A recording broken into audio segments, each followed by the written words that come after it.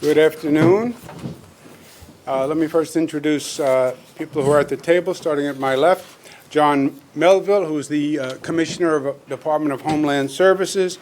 Matt Driscoll, who's the Commissioner of New York State Department of Transportation. Ronnie Hakem, who is the President of the MTA New York City Transit System. Patricia Grober, First Deputy Superintendent, New York State Police. Major Patrick Murphy, who is the major who's in charge of the National Guard in the state of New York. Pat Foy, Executive Director of the Port Authority. Jim Malatras, Director of State Operation. And Audrey Zibelman, who is the Commissioner of the Public Service Commission. As everybody knows by now, there's the very real potential of a winter storm, depending on whose forecast you believe. Somewhere in the range of 8 to 12 inches, 5 to 9 inches in Westchester. High wind gusts of up to 60 miles per hour. This is not the worst forecast that we've ever received, but it is significant, and it should not be taken lightly. I've been in this position long enough. There were some storms that were supposed to miss us entirely and pass us by, and they wound up doing tremendous damage. At the same time, there were storms that were forecasted to hit New York very hard and had virtually little impact. So you hope for the best and you prepare for the worst, but we are preparing for a significant occurrence. In general, we're in the pre-deployment phase where we're getting equipment and personnel ready and in place. We have 200 Department of Transportation trucks that are now coming downstate. Obviously, our equipment is located statewide. Depending on where the storm is forecast to hit, we then deploy equipment towards that area of the state. And right now, we're bringing down 200 DOT trucks, 400 staff, basically plows, salt spreaders, etc. 600 National Guard are on the ready. They've been contacted. And they would be ready for deployment. The National Guard wind up critically important in these situations. I can't tell you how effective they have been. Hurricane Irene, Storm Lee, they have really been magnificent whenever we've needed them. So they're a critical part of the operation. The MTA is storing as many trains as they can before the storm, so the trains will be ready to run for this weekend service, and the MTA expects to be able to maintain weekend service. Airports, Pat Foy is here, but there will be significant delays. We know that. LaGuardia has canceled over 700 flights already for tomorrow. And JFK has canceled over 350 flights. That's because the storm is hitting the Northeast. So it's not just New York, obviously, but other areas in the Northeast. On Long Island, we are especially concerned about utility lines going down. You have a heavy snowfall. The limbs get heavy, trees get heavy. They fall. They bring down electric wires with them. And we've had significant issues in the past. We have talked to the respective utility companies. They are on the ready. They're bringing in personnel. And we've identified approximately 400 additional line trucks that can come into the downstate area if in case we need them. PSE&G has 1,000 personnel on the ready. So they're doing everything they can to prepare. And we're also worried about coastal flooding here in New York City. Even more so on Long Island. So in that regard, all state agencies are deploying all marine equipment to affected areas, especially Nassau, Suffolk, low-lying coastal areas, where we have seen significant damage in the past. Between the snow and the flooding, personally, I'm more worried about the flooding than the snow. Flooding can do tremendous damage, as we've learned the hard way on several times. We have been in contact with all our local government partners, and we're coordinating our efforts with their efforts, and I feel very good about that. So in terms of preparation, government is doing what it's supposed to be doing. We'll wait to see what actually happens. We'll adjust accordingly. If the storm is forecasted to be less hard-hitting, then we'll scale back our efforts accordingly. If it gets worse, obviously, we're in a position to increase our efforts. One word to our citizens. You have a role in this also. It's not just government and the National Guard. If you do not need to be on the streets, you shouldn't be on the streets. In all of these situations, one of the greatest burdens becomes stranded vehicles or stuck vehicles from people who are on the roads. And it's not just that you endanger yourself. You endanger the emergency personnel who have to go out and help you. And, I can't tell you how many times we've said, if you don't need to be on the roads unless it's an emergency, don't be on the roads. Because it really is an unnecessary risk. And the same is true here. Storm should hit midnight. It'll go through tomorrow. But people have had notice. Buy the groceries now. Do what you need to do now. But prepare to stay home. You don't need to add to the burden that we might have to deal with. With that, let me turn it over to Commissioner Matt Driscoll, who's the Commissioner of the New York State Department of Transportation. Thanks, Governor. As you said, and at your direction, we are currently shifting 200 additional plows and 400 additional staff en route right now as we speak, who will join up with forces on the ground. In Long Island, we have 552 operators, 262 plow trucks, 2 snow blowers, 31 loaders, 9 medium-duty trucks with plows, 1 tow plow, 1 grader, 4 vacuum truck sewer jets in case of flooding. We're prepared for that. 11 chippers. We also have over 38,000 tons of salt on Long Island. In the Hudson Valley, just a little north of here, we have 622 operators, 248 plow trucks, 7 snow blowers, 57 loaders, 39 medium plow trucks, 5 tow plows, 4 graders, 2 of those vacuum trucks, and 24 chippers. For the Thruway Authority in the Hudson Valley, 155 operators are in place with 56 large 7-ton plows, 38 medium-duty plows, 4 snow blowers, 10 front-end loaders, and over 32,000 tons of salt as well. And I would just like to echo what the governor urged. If you please stay off the road. As the governor said, it's really a problem for our responders, in particular our plow drivers, if in fact somebody gets stuck or an accident occurs. So we would urge people to not drive tomorrow at all. Thank you, Governor. Great. Thanks, Commissioner. We have next, you'll hear from Ronnie Haycom, who is the president of the MTA New York City Transit. This is Ronnie's first storm. She's relatively new in the position. So congratulations. Well, I hope it goes well for you, Ronnie. Ronnie Haycom. Thank you, Governor. At MTA New York City Transit, we are in the process of preparing for this storm based on the information we currently have.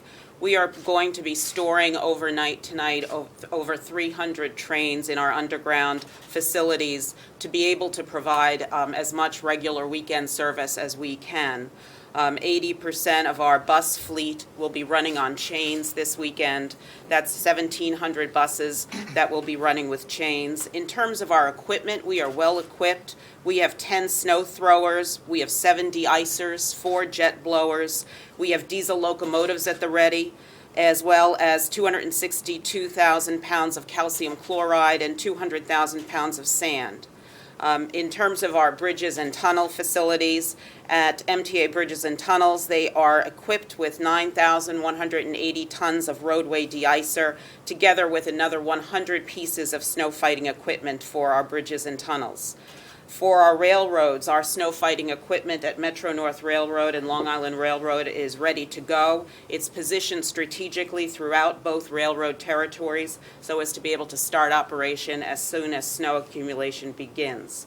That includes a series of equipment positioned at the Long Island Railroad, 3 cold air blowers to clear track, 2 stabilizer brooms used to clear excessive snow from rails, 7 rail-bound jets, as well as 2 high rail jets, 2 pickup truck plow spreaders, and 151 snow blowers. At Metro North, in addition to front-end loaders and backhoes, there are 6 cold air blowers, 3 rail-bound jet blowers, 2 tractor blower spreaders, as well as over 70 pickup trucks with plows and 216 snow blowers.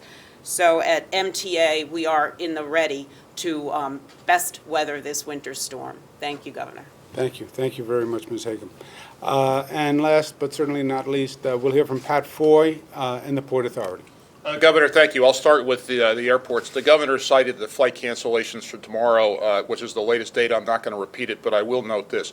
There will undoubtedly be significant additional cancellations of both JFK and LaGuardia.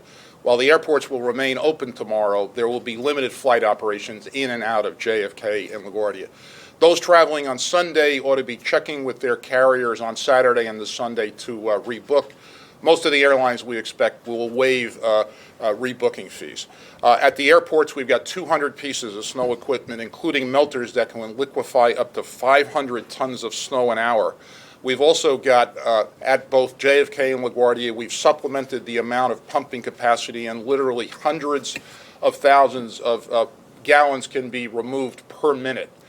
There is additional temporary pumping capacity that's been added for this storm at both JFK and LaGuardia.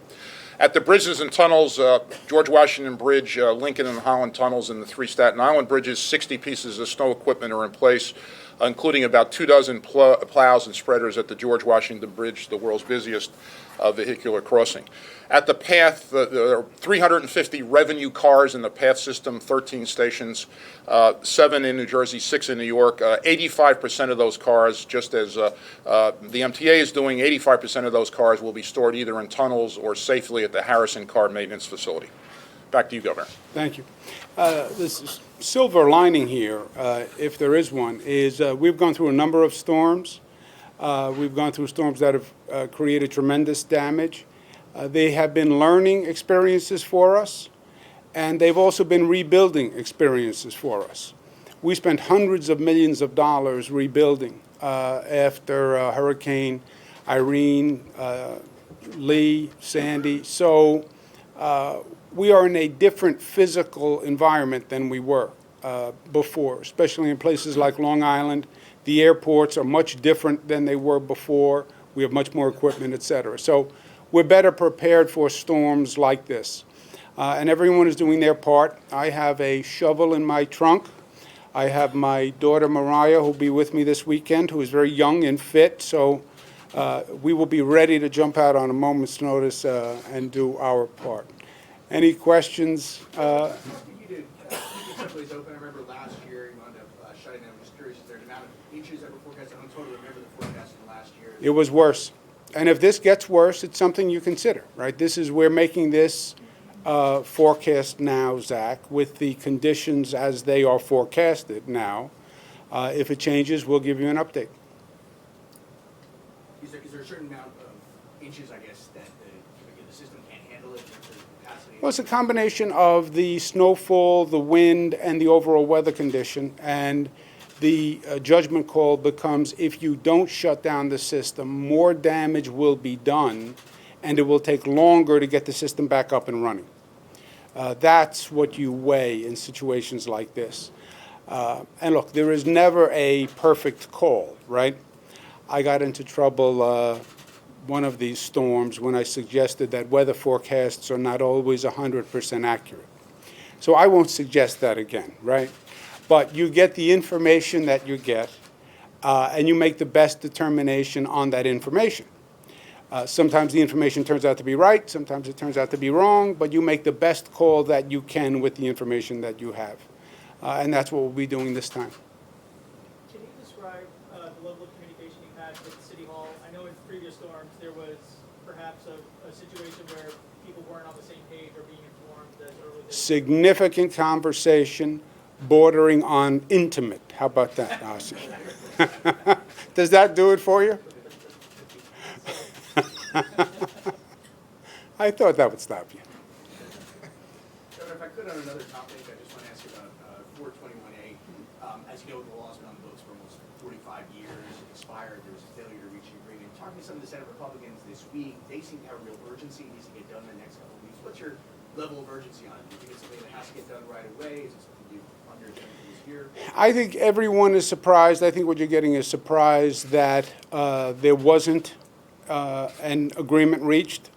For those of you who haven't followed 421A, it's a law, state law, that allows affordable housing financed in part by tax exemptions. We passed the 421A law last session. It was contingent on the real estate developers and the labor unions reaching an agreement on wages, what wages would be paid, quote-unquote, prevailing wage issue. I think, Zach, most people believed that they would reach an agreement, and they were surprised when they didn't reach an agreement, and I think that's what you're feeling, is the sense that people were caught unaware. Also, there's no doubt that we need an affordable housing program, and we believe this was going to be renewed. So it's happened fairly recently, but that's what people are reacting to. Where do we go from here? We would need, at this point, a new piece of legislation, and it might be a totally different approach and a totally different program, because really you'd have to start with a blank piece of paper now. I don't think there is any possibility or any realistic possibility at this point that the two sides are going to agree to settle the prevailing wage without bringing in other major issues, which would require a whole new piece of legislation. And as you know, it's a very contentious piece of legislation. It's very complicated, so it's not done easily or quickly, I can tell you that. There was a report that there was some kind of compromise on 421A to extend it to condos in exchange for prevailing wage, some kind of arrangement that you had projected compromises somewhere along those lines. Was that an accurate description of what was proposed? No, it's not accurate because, first of all, that wouldn't be legal. The way the law was drafted, it left it to the two parties to determine wages, and wages only. If you go to modify the program itself, for example, adding condominiums, that requires an entirely new piece of legislation. And that is going to be political dynamite, saying we want to add condominiums. That was discussed last year. It was opposed by the mayor. It was opposed by the assembly. Depending on the value of the condominiums, I would oppose it. So that is not a little change, Ozzy. That is a major policy discussion, and it would have significant opposition. All right, thanks a lot, everybody. You had one more question? Would you support an affordable housing program for late 421A that does not include some provision for prevailing wages? I believe in prevailing wages, and I believe prevailing wages can be consistent with the construction of affordable housing program. So yes or no, you would support it, you would not? I support prevailing wages, And affordable housing plan? and I support affordable housing. So- And you can have both. and would you- Great taste and less filling. Prevailing wages and affordable housing. Thank you very much, guys.